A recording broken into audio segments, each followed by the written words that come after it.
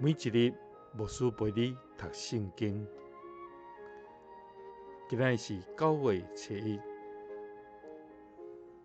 咱要做伙来读《哥林多前书》2章第1节到第5节。兄弟姊妹，我以前去恁遐的时，无用水的言辞，也是智慧宣讲上帝的奥秘，因为我决定伫恁中间，啥物拢毋讲，只有要讲耶稣基督以及伊受钉十字架的事。我伫恁遐的时，软弱，阁行甲皮皮喘。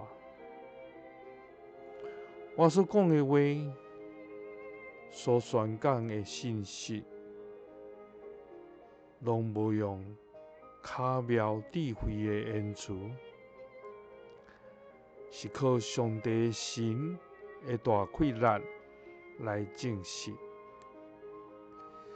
是要互恁的信仰，毋是靠人的知识，是靠上帝的大能力。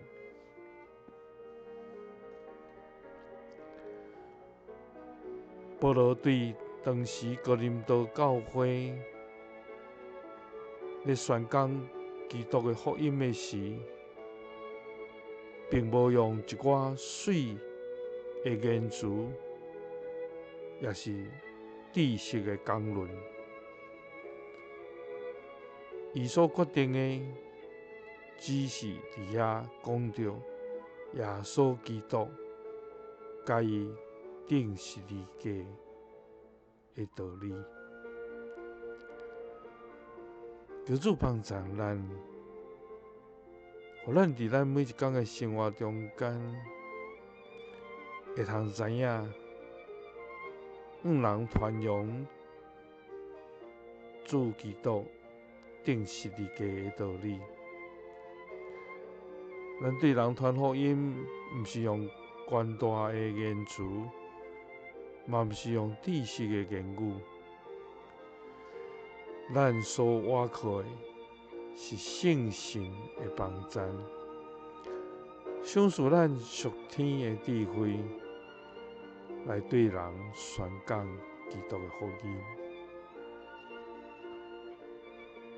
求主帮助咱，每一天来思考，咱是爱用水的言辞，也是智慧来讲论上帝的奥秘，